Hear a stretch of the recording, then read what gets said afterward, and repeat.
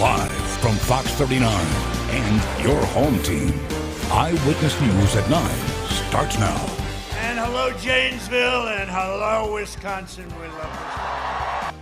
President Trump makes a stop in Janesville, coming up here from attendees on why they didn't want to miss out on hearing directly from the president.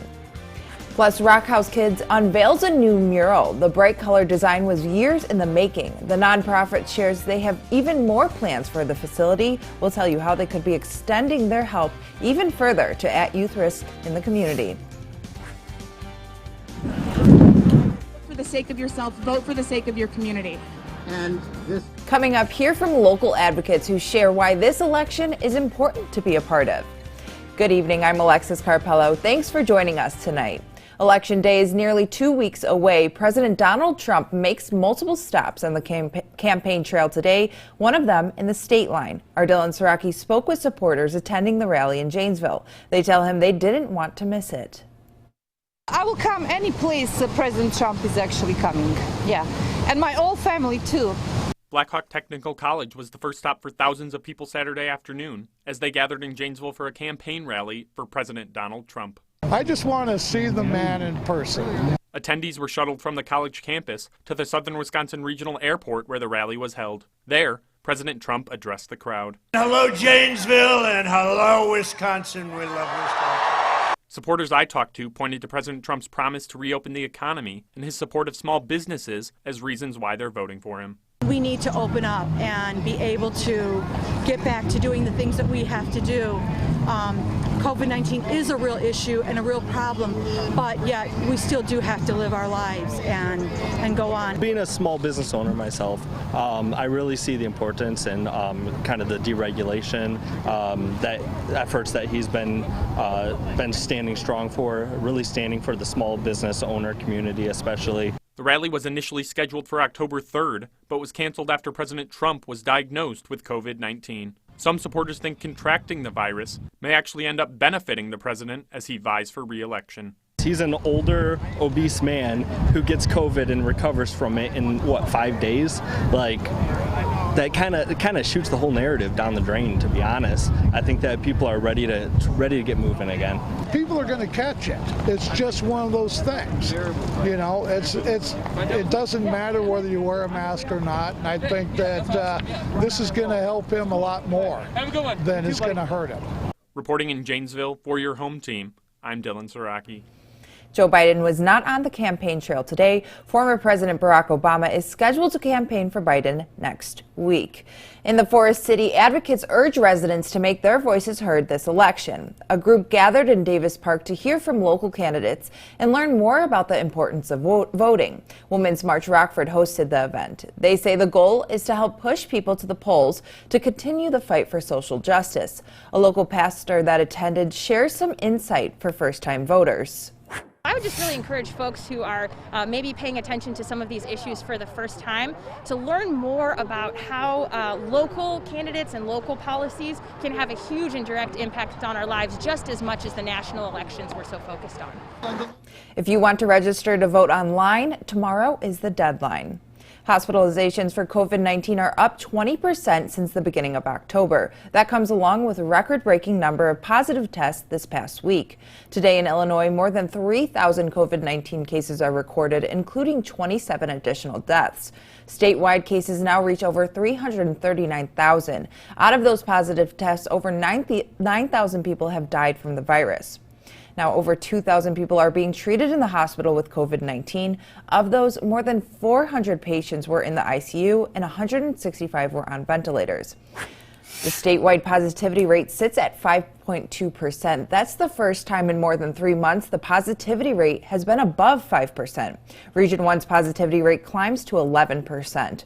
Local health officials urge residents to continue to social distance, wear a mask, and wash your hands. Later on at Davis Park, residents gathered to pray for the 3-year-old boy that was killed Thursday. Attendees gathered together with lit candles to pray. Rockford Youth in Action Group organized the vigil. They also have been collecting money to donate to the family. Organizers say they will continue to advocate for a safer community in the Forest City. This family in their time of need, you know, in the time that they're going through, I can't even imagine how they might be feeling. Nobody wants to have to worry about the things that they're worrying about right now. Police are still investigating this murder. A local safe haven for children in our community will be able to extend a helping hand to more kids in our community. Rock House Kids unveiled their newest edition earlier today. This colorful mural has been years in the making. As you can see, the colors help brighten up the building that serves many at-risk youth in Rockford. The nonprofit also announces a new campaign for an expansion. It's called the Capital Campaign. The goal is to help Rock House Kids gain more space to bring more kids in. It kind of makes us more determined because our doors have to stay open. Our doors need to be here so that the kids can run here, and we need to open up our doors earlier. The parents, they got thrown into this, and if we can come alongside and help them, we are, and we just space everybody out. Rock House Kids says they are in desperate need of blankets for the kids. For information on how to donate, find this article on mystateline.com. It's been nearly 2 months since a Rockford man was hit and killed by a South Beloit police squad car. The family says they're left with a loss and lingering questions. Today, the Guzman family held a candlelight vigil honoring Michael Guzman. They say they're desperate to know more information about the investigation. Guzman was struck by a squad car on Black Hawk Boulevard on August 23rd around 2:30 in the morning. The officer immediately initiated life-saving measures, but Guzman was pronounced dead shortly after. We just want answers. We want peace and closure. Like my mom said, we just buried him. It's been 2.5 months, almost more than 2 months, and we just know nothing. We reached out to police. They say they're still investigating and will provide an update when they can. Another COVID relief package will be up in the Senate next week. The bill would be a $500 billion relief package. There's 3 areas of relief the Senate is aiming for. Basil John is keeping you connected to the nation's capital.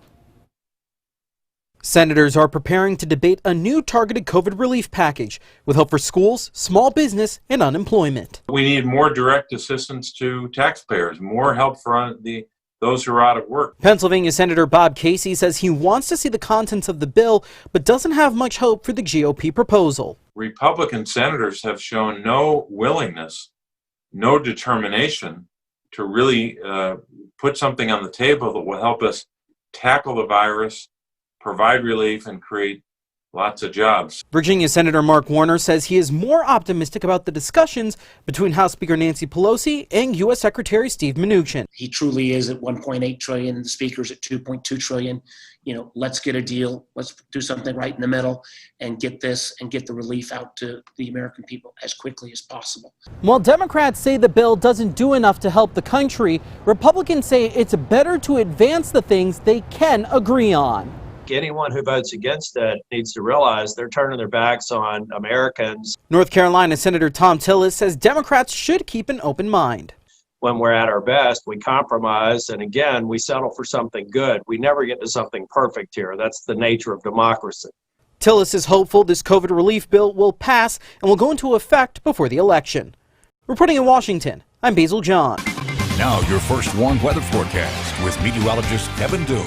Start with a live look over downtown Beloit using a Merciel Skytrack, where we're still seeing some pretty breezy conditions, but temperatures remain fairly mild considering the time of day. Temperatures were definitely quite a bit warm, especially compared to where we were the past couple of days, and that's all thanks to the strong winds that we saw today. Most areas actually reached the lower to middle 60s. 60s still hanging on in a couple of spots, including here in Rockford. 60s the current temperature here in Rockford, whereas at 61 in Janesville, 60 still in Sterling, 58 in Rochelle, and 58 as well for current temperature down in DeKalb. This is quite a lot warmer than where we were just this time last night, nearly 20 degrees warmer. In fact, as I mentioned, that's all thanks to the very strong winds coming out of the south and southwest today, bringing a lot of warm air up to the state line. Now, these winds have died down quite a bit in the past couple of hours, but still remain fairly breezy across much of the area. Sustained wind speeds right now anywhere from around 15 to 20 miles an hour in several spots, gusts around 25 to 30 miles an hour. If you take a look at some peak wind gusts from today, though, most of the area actually saw wind gusts north of 40 miles an hour, including here in Rockford. Officially, the highest wind gust at the Rockford Airport was 41 miles an hour. Saw another report, though, of a 47 mile an hour gust, 44 mile an hour gust as well in Rochelle, Monroe, and in Galena. So it's a very breezy day today, but you can thank those for the warmer temperatures, although it didn't feel like it much with how strong those winds were. Now these winds are dying down out ahead of a cold front, which we can see here looking at some regional temperatures. Normally I draw the cold front on this map, but I don't think that's really necessary here. You can just see the large gradient or difference in temperature along this front. 50 in La Crosse, whereas it's only 40 in Minneapolis, 39 in Sioux Falls, and this cold air is headed toward us. As soon as this front crosses over the state line, all this cool air will be in our neck of the woods. Now, a lot of this rain that is producing along this front is still well up to our northwest, but this will eventually be down in the state line as well. As for now, we're just seeing a few very light, very isolated showers as we've been seeing for most of the day. Now, this chance for sort of on and off light showers is going to stick with us through the rest of the night. Tomorrow morning is when we could possibly even see a few snowflakes move in there as temperatures cool down in the early morning hours of tomorrow. Now most of the rain and snow as well as the cloud cover should move out of here by the early afternoon, so we'll spend the latter half of our Sunday with some good sunshine, but more cloud cover will be back overhead by Monday morning, which will lead the way for more rain in the latter half of Monday, possibly a few more flakes for Monday night as well. So even though temperatures will be well above freezing tomorrow morning, that doesn't necessarily mean that it can't snow. I actually get this question a lot, and the reason for that is because even though it's pretty warm down here at the surface, just above the surface, it's well below freezing, definitely cold enough for snowflakes to form. So as long as it's not too warm where the snowflakes melt before they actually reach the surface, it's definitely able to snow. So that's the situation that we're looking at for tomorrow morning, possibly for the latter part of Monday as well. Now tonight temperatures will drop into the upper 30s, just mostly cloudy skies overhead with a chance for a few light showers here and there. A few morning showers, possibly a few snowflakes as well, but other than that, we'll see some clearing in our cloud cover leading to latter half of Sunday seeing some good sunshine with temperatures only reaching the mid-40s though. It's going to remain cool for the next few days, though we will slowly warm up through the week until we reach upper 60s again for Thursday, but another cold front moving through, going to drop us back down in the 50s just in time for next weekend. Now the Napleton Sports Desk with David Greenberg. Some of us never thought we'd see Big Ten football in 2020, but here we are officially less than 1 week away from kickoff. Let's take a look at the Week 1 matchups. Fighting Illini will head north to Camp Randall for a showdown with the Badgers. Rutgers makes its way to East Lansing to face my alma mater, and Nebraska and Ohio State square off in Columbus. Tomorrow it's all about the NFL. We have a doubleheader for you on Fox 39, the Bears-Panthers game at noon, followed by the Packers and Buccaneers game at 3:30. Dodgers fighting for their lives, trying to force a Game 7 in the NLCS. Safe to say they got the start they needed. There's Corey Seager with an early solo home run to give the Dodgers the 1-0 lead. Next batter, Justin Turner gets into one straight away center. He goes back-to-back, and the Dodgers are in business. Now, to the best play of the game. Marcell Ozuna skies one into right, going back on it his bets, at the wall, leaping, and he makes the catch, helping secure the win. Dodgers force a Game 7 with the 3-1 win.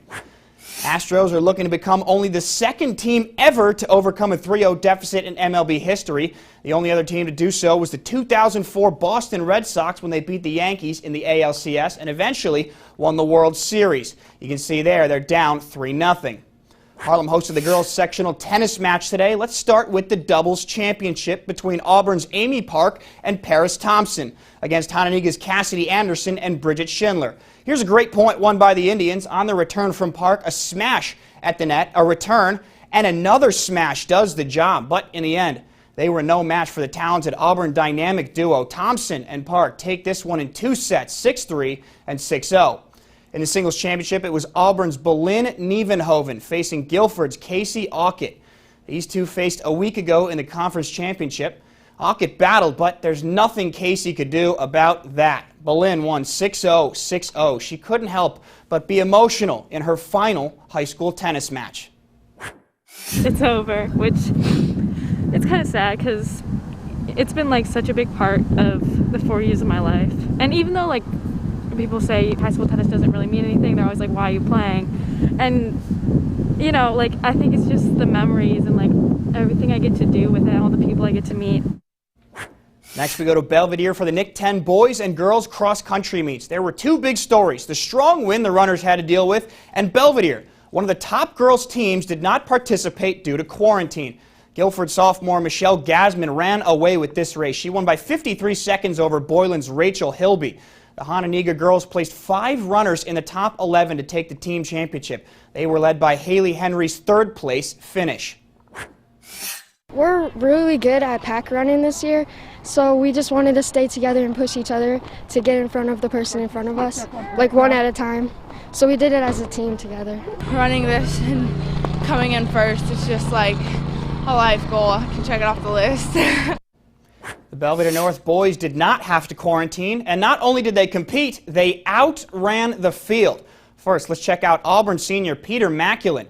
He had a dominant race, taking 1st place by 6 seconds ahead of Hononegah's Nathan Hallbrader. Aiden Gruner of Harlem was a close 3rd. Belvedere placed 5 runners in the top 14. Nick Lenzen's 5th place finish led the way. Belvedere North claimed the team championship, with Hononegah taking 2nd. I think they did a great job. We did a really good job, especially in the first race, of packing it together. And anytime, no matter what, it's awesome. I've been looking at the Conference Champ since I was younger, just hoping a far off goal. But today, to be able to achieve it, I'm so happy. Also today, the Winnebago girls won the Big Northern Conference cross country meet. Winnebago senior Natalia Martino took 1st place. Let's have a look at our first one, Interactive Radar, sponsored by Rockford Auto Glass and more. A few light showers moving through the area. Better chance for rain comes through tomorrow morning, when we could see a little bit of snow come through. Temperatures only reaching the mid-40s. We'll reach the 60s again by Thursday before dropping back down to the 50s by the weekend. Well, that's our show. Thanks for joining us. Have a great night.